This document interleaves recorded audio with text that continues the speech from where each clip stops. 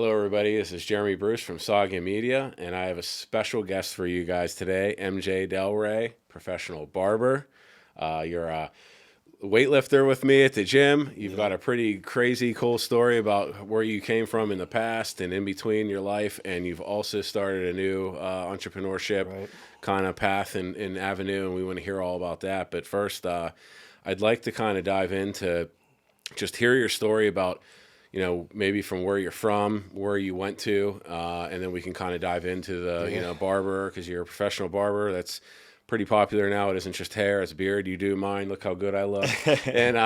And so we want to kind of dive into that, and then I want to hear about everything else. So kind of tell me, maybe where it all began. Where are you from, and then kind of your path into how you got into barber school or Yeah, the profession. definitely. I just turned 43 in October, so that's a little scary getting old in age, and it's made me realize a lot more getting into my 40s than the way I was living. But I grew up in a small town called Weirton, West Virginia. It's only about 40 minutes here from Pittsburgh.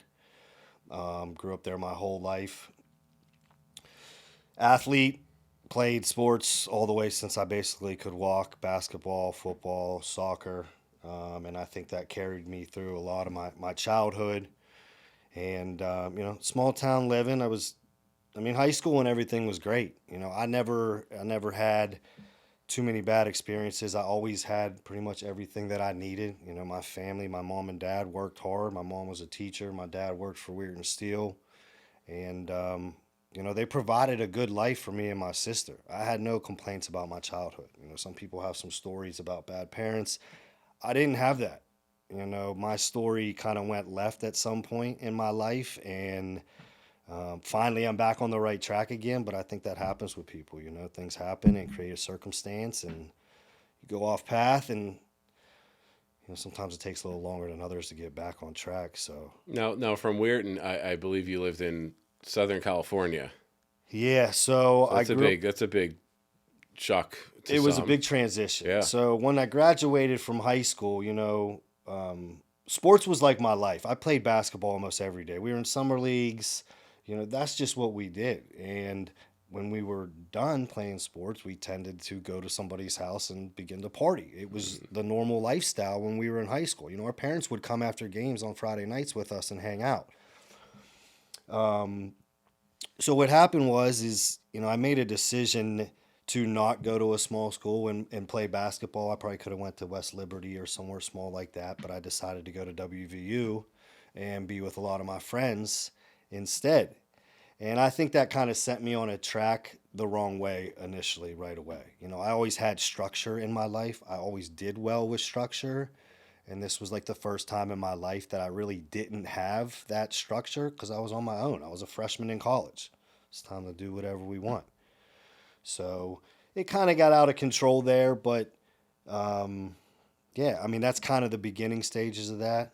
How So, long did you live in is this San Diego, correct? so I Ish. grew up in Weirton, graduated high school in '99, did Morgantown for 5 years. I did graduate, not sure how that happened, but I did finish.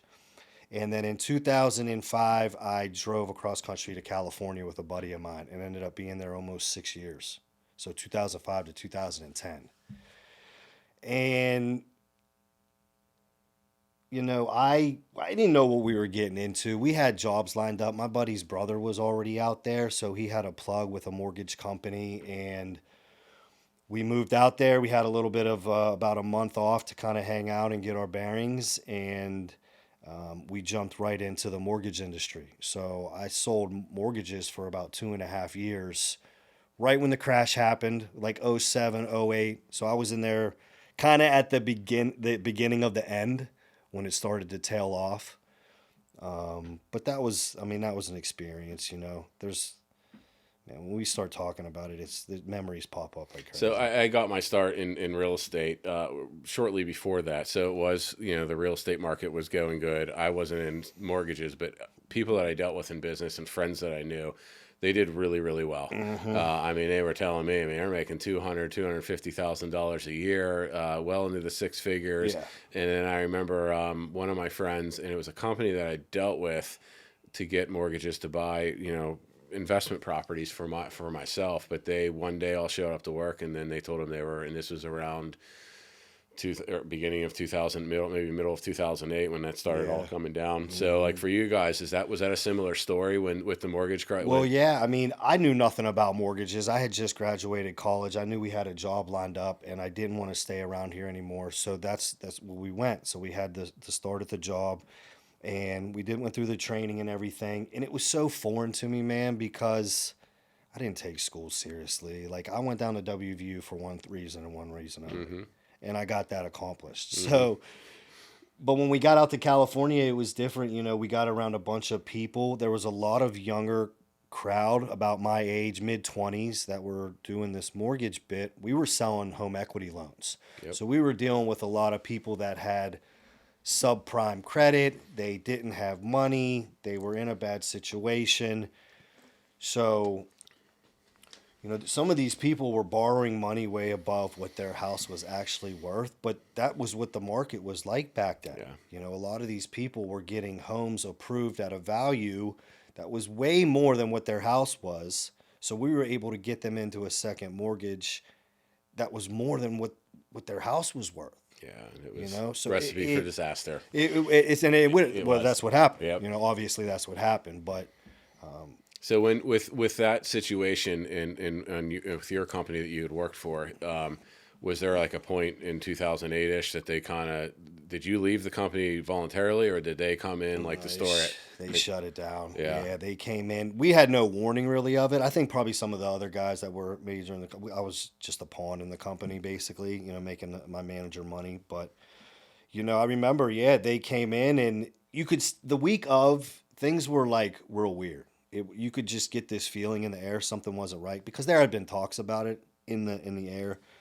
And I mean, they basically came in and was like, "This is your last week. We're closing this place." And there was a lot of places in Southern California that were like that. Yeah. Small chop shops of a lot of younger kids selling these bad mortgages, and it put the country in a bad spot. Yeah, it sure did. It was I mean, it was a whirlwind. I remember for myself, man, I'd gotten started. It was my first steps into entrepreneurial, started doing properties, but I'll tell you, for me, it was probably the best thing that could have ever happened because it taught me how to be able to sell myself, add value, and learn in a very turbulent time how I can still do business and learn from that and find the opportunity. So there was a lot of opportunities because we did so all those mortgages that crashed, we did short sales from there. We transitioned into doing short sales, helping homeowners. Everyone pivoted, right? Yeah, they saw the mistake and was like, we got to fix it. We got to do something else. And we went into short sales because banks were trying to and get out of it. But there were people that were,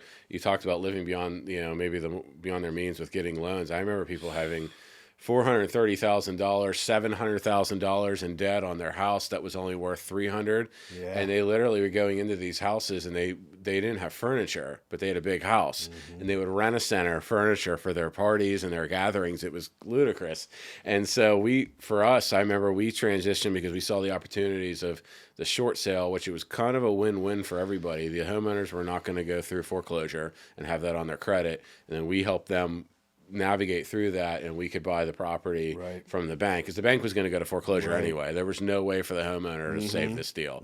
So we were saving their credit so they could buy a house in 2 years. So I went through that, and it was a turbulent time. But from there, for yourself, so they shut you down. How do you go from selling mortgages to then, I don't know if the barber happened right after, or there was a gap in between? Yeah, I mean, there was a process, I've been sober almost 10 years. God willing, in February, I'll have 10 years clean. Congratulations. And I believe thank you. I believe that a lot of the stuff that I went through in my life has brought me to this point today. We learn by experience. And I had my first introduction to AA when I was a sophomore at WVU. I got my first DUI.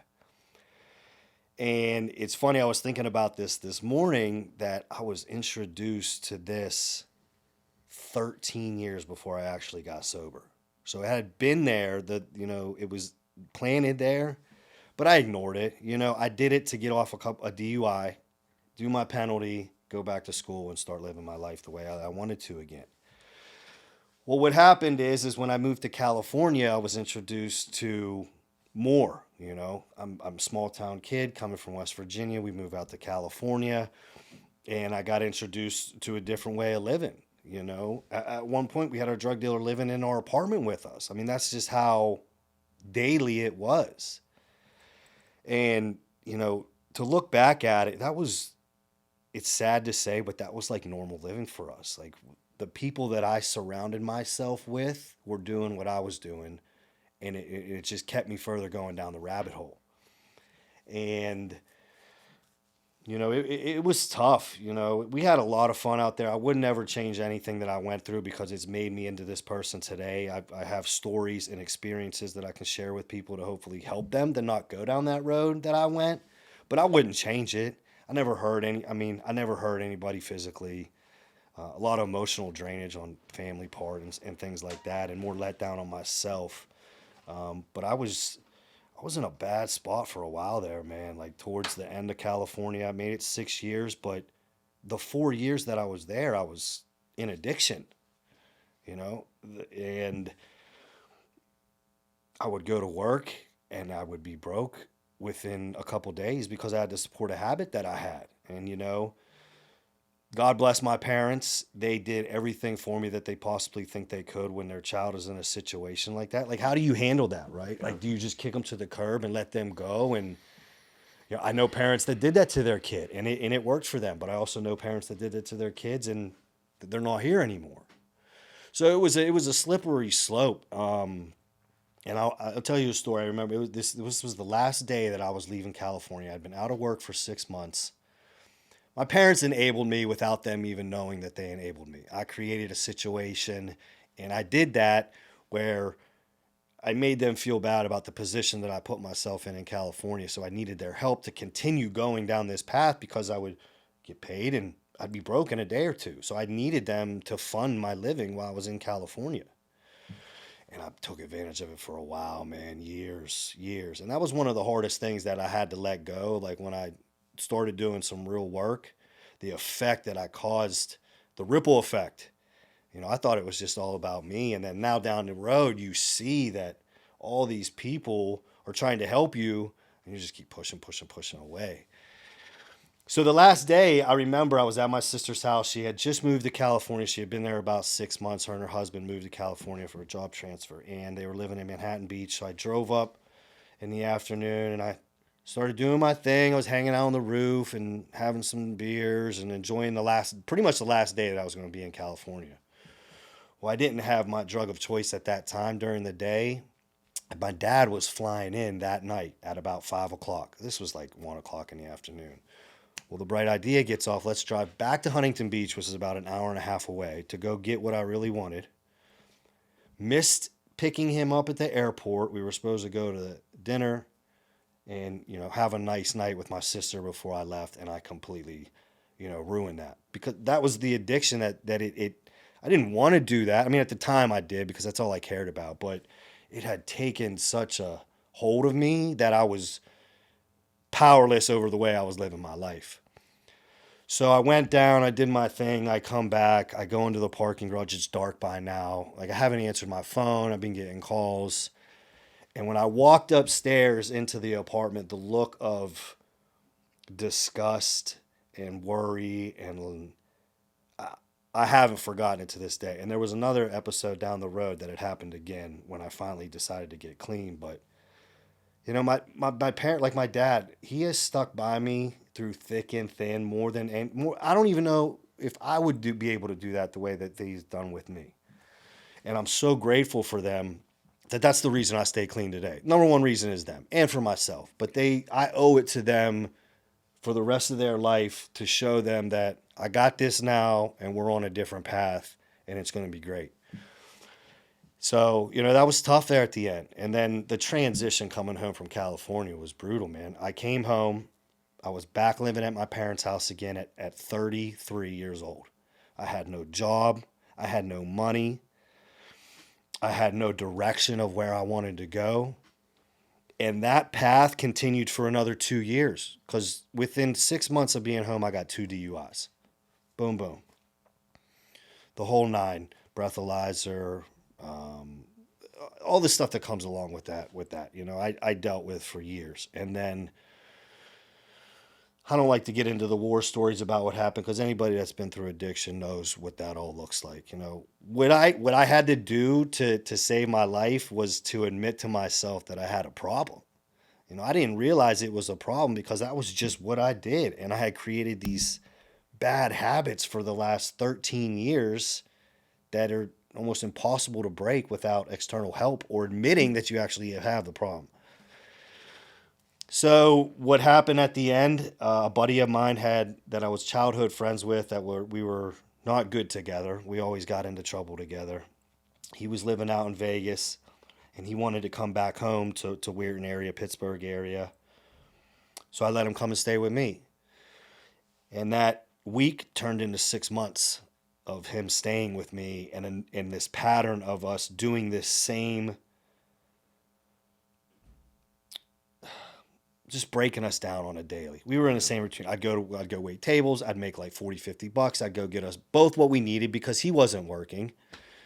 So it was just this vicious cycle, bro. And it just got to the point where I couldn't do it anymore. I was ready to break free, but I just didn't know how. And I think my parents kind of at the end there had an idea of like, something's not right. He's asking for money all the time. He's going to work. He has no money. And I told him I had a gambling debt. I told him I had a gambling problem because I was scared to admit to them that I actually had a dependency on drugs. Like a gambling addiction was much better. You know what I mean? So what happened was my dad actually showed up at that apartment I was living in Bentleyville, some small town. Yep. This was my second stint out of my first stint. It got me past. He showed up on a Sunday. My buddy was still there. And he ran to the bedroom. My buddy ran to the bedroom to hide because my dad didn't know he was there. If he'd have known this kid was there, he would have been down there the first week and be like, you got to go. And he probably would have noticed then 6 months ago that there was an issue, but it continued. So he came in, and I didn't know he was there because he just knocked on the door. And it was 10 in the morning, man, and we had just done our thing. We were hanging out, a mess. And I go down and answer the door, and I'll never forget, man. I opened that door, and I was like, oh, shit. But at the same time, I knew that this was it. Like, this is the break. I needed somebody else to show up in my life when I couldn't do it for myself. And he came and he got me out of that situation, man. And he took me out of there, took me home for 2 days. I sat on the couch. Well, I tried to stay on the couch, but I was going through withdrawal for 2 days, man. I'd been doing heroin for 2.5 years. And my dad never left the room, dude. He never left. He just sat there with me and watched me and talked to me. Not with like disgust or like anger or pissed off at me, but like, I'm here for you. You know what I mean? And that shit always chokes me up. Yep. Always. But that was the break in the cycle that I needed, and I was ready, dude. It was 33. I had not been living the way that I knew that I should be living, and that was the first step to put me in a different direction.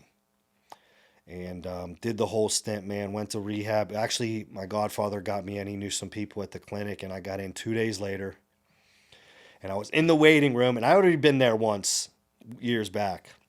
And the therapist that I had the first time, I remember sitting in the waiting room to get checked in, and he came down. He was this big guy, dude. He was like 6'3", bald, beard, like no bullshit, like didn't play, like took it serious, And he walked by, and he looked back because he saw somebody there, and he just went, pfft, and he gave me this look of like disgust, like, you're back here, like here you are. But it made me think, like, there's another person that tried to help me years down the road that, you're back again. But he sees it all the time. I mean, some people, that is a vicious cycle. For me, I was pretty grateful when I decided that it was time to stop. It did for me. I mean, the first thing I asked for was to have that obsession to use be removed from me. And I prayed on that. The whole time I was in rehab for about 20 days or so. And then I got moved. I needed to do another stint of recovery. I couldn't just do the oil change and go back home. What did I have? I didn't have anything but some days clean. I didn't have any knowledge of how to stay clean or what to do or still how to live at 33 years old, right? They say that like when you first get clean, you're as old as you are when you started using. I was like 12, 13 years old when we started smoking, you know. So that was the initial break in the habit. So what I did is I ended up going to a halfway house for about, it was almost 6 months. And man, that was scary, but I needed it, dude. I had no way, I didn't know where else to go. I wasn't going to go home. And so I did that, and I was in there with, it's funny when you sit back and you're actually in the middle of that. You know, we tend to like put people in categories. Oh, that person's a criminal or drug addict and this and that. Well, and I never thought of myself that way. I didn't go shoplifting to support my habit. I just used my family to support my habit. And I was now in the mix of all these people that I didn't think that I was like, and I was just like all these people. I just didn't get caught like they did. There were plenty of times where I should have been in jail. And luckily, I never had that stint. I did a couple overnighters, nothing crazy. But I needed that downtime to sit. It was the first time in my life, I think, that I ever sat. You know what I mean? It was always just like, go on to the next thing. What do I need? How's this going to help me or fill this void that I didn't even know that I really had at that time? It just developed into a pattern. And then, 6 months in, I was going to meetings. They tell you to do 90 meetings in 90 days. I think I did like 120 in like 90 days because we didn't have anything else to do. Yep. But they were beating a habit into us from day one. This is what you need to do to stay clean. These are the paths that people that stay clean for multiple years do, and it works. So I said, shit, man, I was like, I don't know how to do anything else, so I'm going to do this. They tell us to get a sponsor. I had to do that with them immediately. Someone that has been through what you've been and has been able to sustain a good life through the hardship of staying clean, which is, it's a daily battle. It's easier now, being almost 10 years removed, but it's the thoughts that pop in that you learn to deal with and not let it affect you all day. They're just short increments now because it happens. That's what you learn. But go ahead. So from your those would kind of be multiple turn back moments, and then obviously that is because the halfway house was the big kinda, turning point where things happened. And then so obviously spiritually you say you prayed on it. So I mean your parents, but God. I'm Catholic. I was raised Catholic. I went to Catholic middle school, Catholic high school. I'm not some big religious guy, but I believe some kind of something got me sober and kept that I wanted to get rid of the thought of using all the time, and that's what I prayed about, to take the obsession to use away. And like I said, for me, I noticed it was about a week. After about a week, I didn't think about it anymore. I was the little things that had happened in the days leading up to that, I think were enough that I didn't need to think about that anymore. It's time to start thinking about this and where this can actually take me. So once you got through that those are probably the toughest days, because I had friends and people that were at my school, and many of them didn't make it to where you are. So obviously there was a purpose and a reason here, because some of them aren't with us any longer, and there were just people I went to high school with, and it was sad. Some of these people had just unbelievable potential as well, but it got a hold of them. So from there, I guess some advice you could probably give is, like, did you start to find yourself like, or did it help you? Because some say that you have to stay busy and keep yourself busy, outside thought to not have to go. And that's with any addiction, alcohol, like things like that. Did that help? Or were you like, once it was out of your system and out of your head, you were like kind of on a... That was the one easy thing that helped me be able to continue down the road, because I wasn't waking up every day thinking about what am I going to do today to get what I want and what I need. That need was gone. The new need was, I need to stay clean and get my life together. Absolutely. And that was more powerful than wanting to use. And what happened was, it was about 3 months in, I went to a meeting. Joey T, he's at the barber shop Yep. now. We actually, I didn't know him at the time, but I ran into him at a meeting and we kind of just clicked and we started talking, blah, blah, blah. He's like, yeah, man, I'm going to barber school. And I was like, barber school? Like, is that even a thing? Because I used to cut my friend's hair when I was in middle school and high school and college and mess around. I never not once thought about doing it as a career. I just thought about it as extra beer money for the weekend. You know what I mean? So when he said that to me, like this light went off, and I'm like, man, I used to do that. I don't have a direction that I want to go. Let's entertain this barber school idea. So that night, the next day, I had a meeting with my therapist, and I told her what had happened, and I was like, I want to go to barber school. She's like, well, let's figure it out. Let's see what we got to do. So through over that next week or so, we got the information, we made the calls that we need. And long story short, the halfway house was 6 months, but they had a barber school starting in August of 2014. 2014? Yeah. February 26, 2014 is when I got sober. So in August of 14, school was starting. Well, I was supposed to be in this halfway house for 6 months. That was just like the targeted thing. Well, I guess they thought I was doing good and they were going to give me a pass to get out of there so that I could go to barber school in August. So what they did was, after that, I still needed another step. I wasn't going home. Like, I was done with all that. I needed to keep going on this road to recovery, and Washington, PA provided that for me. So I ended up going to a 3/4 house, which is like the next step. And when I got to that 3/4 house, I already had a schedule lined up, man. Like, I had school that started basically the same week that I started in. That started at 7 a.m. So I started developing these habits in the halfway house because they were waking us up early. We had a meeting early, and it just started to transition. And it's funny, 10 years down the road, my pattern is still the same, man. Like, I still get up early. That's changed this year. I even started getting up earlier this year. We can get into that later. But it was just about developing new routines and habits that were working for me and serving me to make me feel better than masking it with all this other bullshit that we think that actually makes us feel good. And I noticed that even more down the road. I never had any money. I started making money in barber school. What do? You go buy shoes, you go buy this, because I didn't have any of that. I had what I needed. And then that changes. The luster of the shiny object syndrome goes away. And I just started getting more and more into that these last couple of years with meeting my wife, and just change, man. It's crazy. I'm so grateful for where I am in my life today, that it's my wife even says, she's like, I don't even believe that you were that type of person back then. I'm like, well, believe it, because I was a dumpster.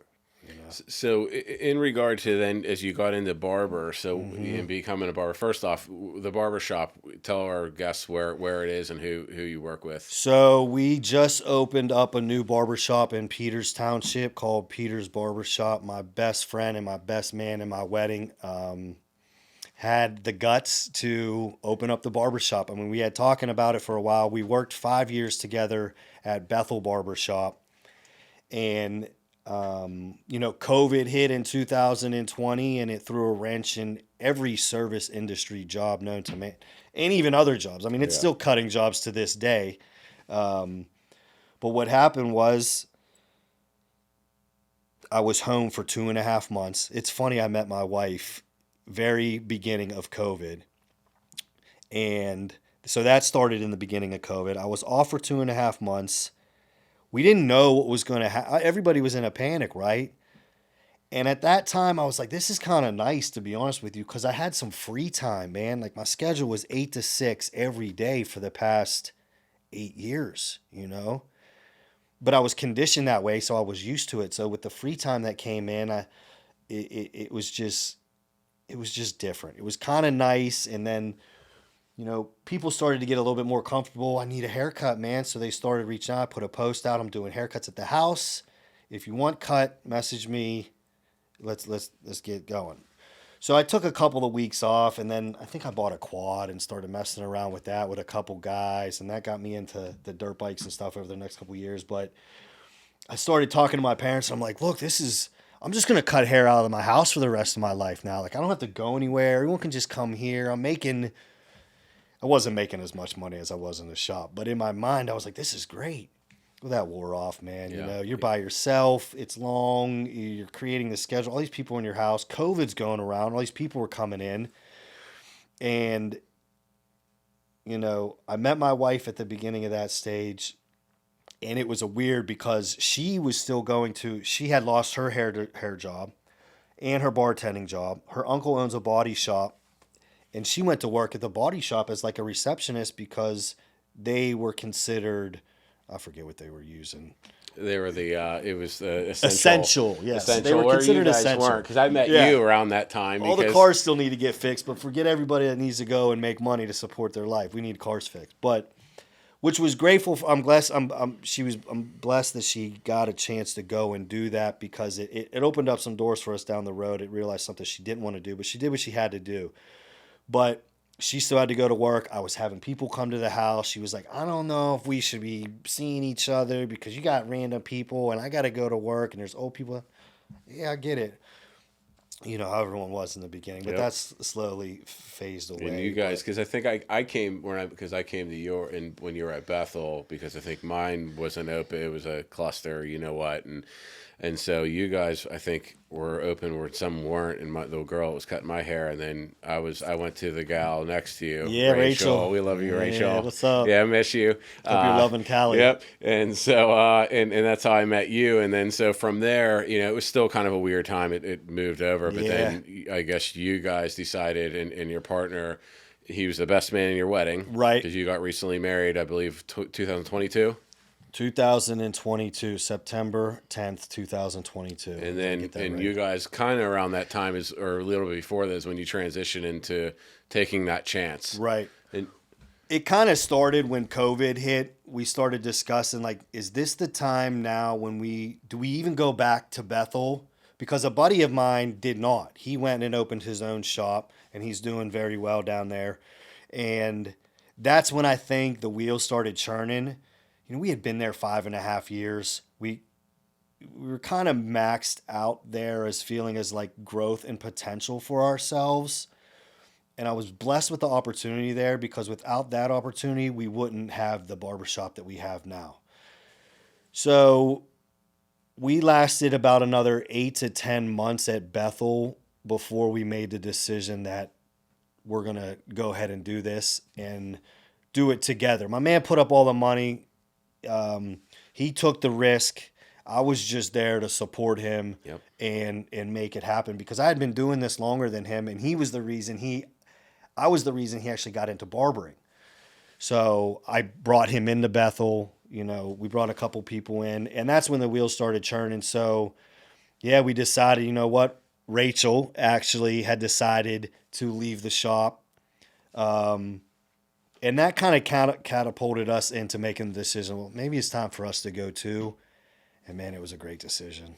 So as you transition into that, this kind of goes along the path of recovery. Yeah. You know, I feel at least, because now you're seeing that decision of you to finally break free from that. And I think you would agree, is you're seeing now where the potential in your life is going in. So you guys have done this now for, you know, a year and a half now, I think, right? Almost 2 years. February of 2 years. Okay. So you're growing into that. You're still growing. And then the next piece I want to get here before, you know, at the final segment here is you've from there, you've kind of got entered in. You've talked to me about another venture you're trying to do.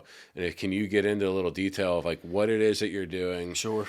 You know, exactly what it is, where you think it's going to go, and then potentially what is your thoughts on from there? What's like the next step? Yeah. So I guess it was weird how it kind of came about. Me and my wife, because she was at the body shop at that time and she was still doing hair on the side, but the body shop was not providing enough money, I felt, that was worth her time. So we made the decision that she was just going to go and do hair full time on the side and leave that so she could focus on that. So that brought up the discussion of how can we start another stream of income? I don't know anything about real estate. Everyone wants to get into real estate, but I don't have the time, nor did I have the funds to go buy a house and then go spend the time to fix this house up. I don't even know how to do that. I'm not a construction guy. I've done some odd end jobs, but it's expensive to start that type of business, and that's just not the capital that I had at the time. I had some money to invest in something, and I didn't know what that was, so we just kind of started looking. And it's funny, I came across a video of this gentleman. His name is Calais.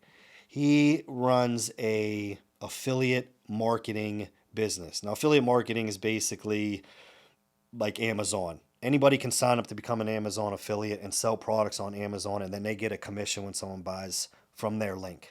That's affiliate marketing. Companies have been using it for years, although everyone thinks it's some type of scam, but it's a legitimate business. So I got introduced because I was like, I don't need to do this right now. Let's see if we can find something for you to help supplement some of this income. So we saw the video. We didn't know anything about it. I was like, this is a decent investment. It seems like something that we could learn in our free time. So I ended up in investing in this company for her so she could start learning the process of affiliate marketing. So what we learned through the process is there's two different types, right? This one over here that she got into, they were teaching her how to build everything from the ground up. You need a sales funnel, you need an email system, and you need to create content that drives people to your link, that goes to your sales funnel, and so forth. It's a process. Well, she had to learn how to do that all on her own. She literally built all of it from scratch with zero tech skills, watching the videos and doing the work on a daily basis. And I started to feel kind of like, do I need to be doing a little bit more myself? You know, I go to work, I pay bills, I come home, and then I'm watching her do this for hours at night, and I'm not doing anything. You know, should I be doing more? It kind of left this like void a little bit. So about 3 months later, come February, I was like, you know what? I think I'm going to try this, but I want to do it a different way than what she did. I saw what she's doing. I don't have any tech skills, and I don't think I can build that. And I think I'll quit a couple of months in. So I'm going to try to find something else. So what happened was I came across a video of now my mentor. He has a mentorship program that trains beginners that are interested in starting a second stream of income, but they don't know where to start. They don't have a lot of money. They don't have the skills needed to start a business or the capital. I mean, to start a business these days is around 30 grand, and that's probably light. Yeah, very. Right? So what I saw from him is he built my sales funnel for me. He built my email autoresponder for me. So I'm like, cool, I don't have to do that. I don't know how to do that. That's a win-win right there for me. And there's mentorship involved. Daily mentorship. So I was like, well, there's help right there. I do well in structured environments. If I can get into this and just get started, which was the hardest part for me, and I think a lot of people, is just getting the courage to actually say, you know what? I'm just going to start. There's no perfect plan. You don't know how this is going to go. And I think that's where we all start to learn and navigate our life, is just start doing something that's getting you closer towards where you want to be and not further away from that goal. So we dove in. I invested into mentorship. It wasn't that much money. It was a few grand. You know, a lot of people say, that's a lot of money. Well, what are you spending your money on in the weekdays or the weekend? And Absolutely. If you stop going out for 2 weeks, you probably got 2 grand sitting in your bank account.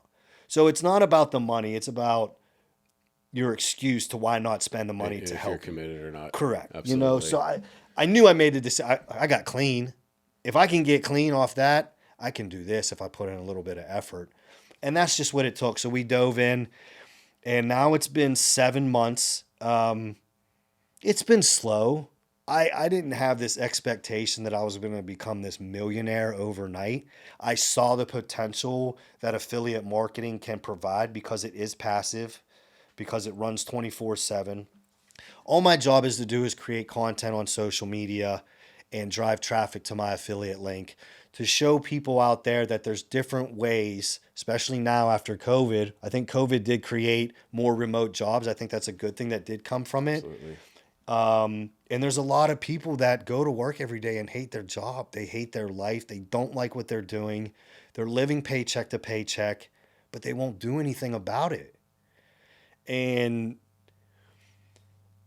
and I struggle with that, you know. And for me, I think I understand it a little bit because I stayed in this pattern of comfortability, even though it was killing me. I was comfortable in that pattern when I was using because I knew what I was getting.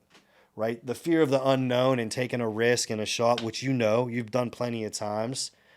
You don't know. It's fear based. So people rather be like, I don't know what that looks like over there, so I'm just going to stay over here and keep doing what I'm doing, even though I can't get there if I stay here. And unfortunately, with that, I think that the individuals that do that, they get to a certain point in their life of, you know, age 50, 60, 70, and they look back and are like, what the hell happened? Regret, you know, man. I should have had. And I think the pain of regret, I know that's cliche, but the pain of regret is far worse than the pain of the struggle in between. So that's good that you took that dive in. So from here, then where do you feel you can go with this? Well, I mean, affiliate marketing can go, and like you said earlier, I wanted to jump in there. Yeah. You said it is used everywhere, and it's not a scam of anyone, because I mean, you go on Walmart's website and there's products that they're not coming from Walmart. Right. They're a third party. Sure. Even Amazon does that. So it is something. It's just a new way of marketing and whatnot. Right. So where do you feel? Like in a year, 2 years, where this can go for yourself? Is it something once it starts to really build up even more, maybe then you can get into real estate or start invest? Absolutely, man. The income cap with affiliate marketing, there is no cap. It is unlimited. And I'm seeing it with people in my program. People are quitting their jobs on a daily basis because their side hustle has replaced their 9 to 5 and they work half the time. You don't have to spend 8-10 hours on this. You know, you have to create your videos, you have to post content daily, and it takes a while to learn, just like anything else. Yep. But it starts to become fun, and when you have fun with it, you start to enjoy it, and then you can kind of see the potential that this has. But I feel like a lot of people give up before the miracle actually happens. You know, 6 months to a year is not a very long time. It is when you're in the day one, and you're like, man, a year from now is so far away. But when I started to look at it, it's like, well, I need to do this today. That's all I need to do today to propel me into tomorrow. And I had to change my schedule, man. I started getting up at 4:30 in the morning to go to the gym before work because I couldn't do it after work now because I wanted to spend time with my wife. Yep.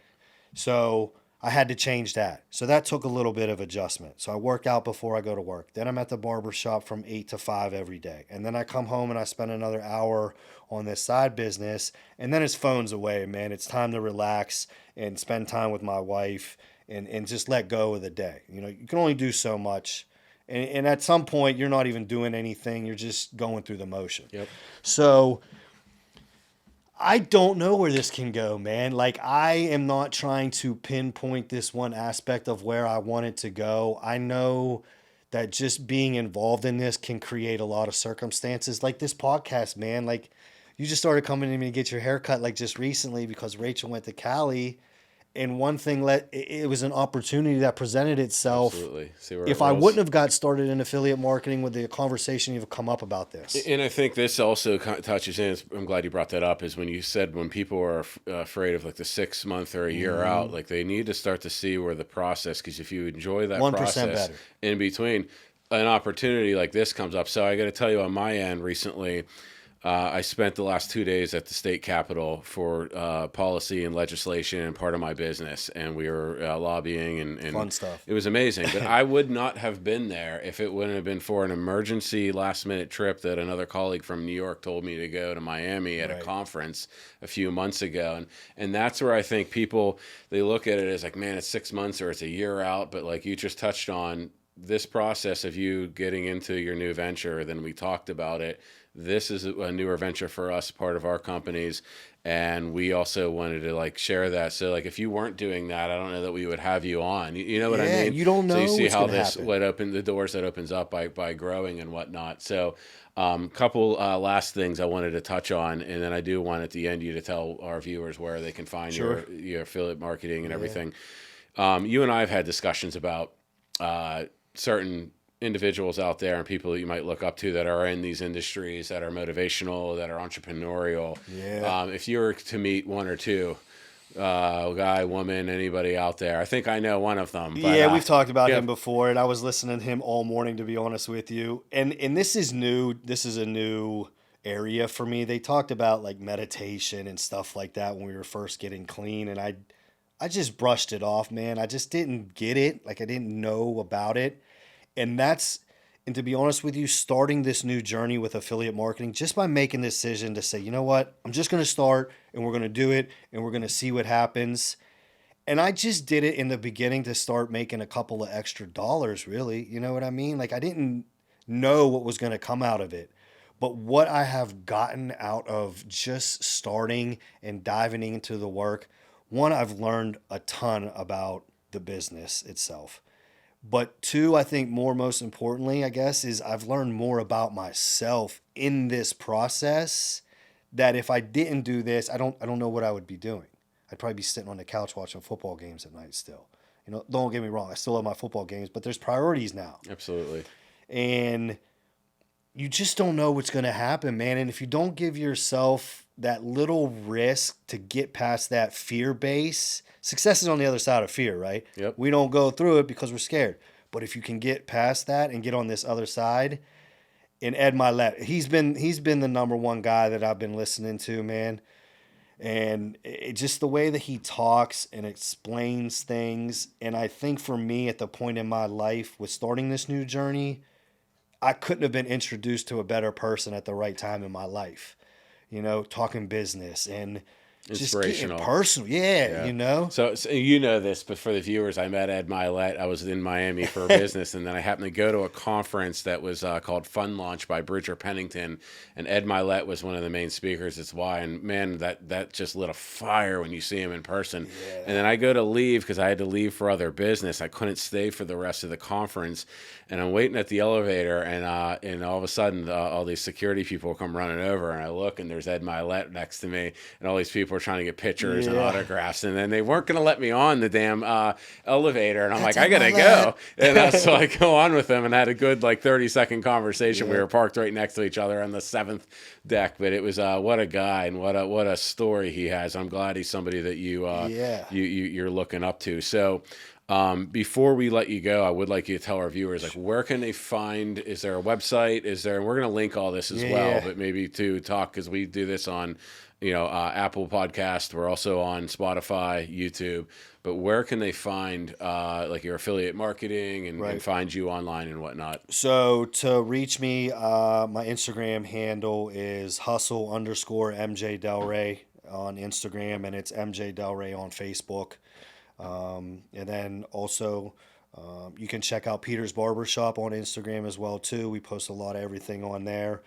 So if you're looking to get into for a haircut, Peter's Barbershop. Absolutely. But other than that, just my social media stuff right now. Great, and we'll put a link to everything below that for on the YouTube page and whatnot. That way they can find you, and we hope to potentially have you on again.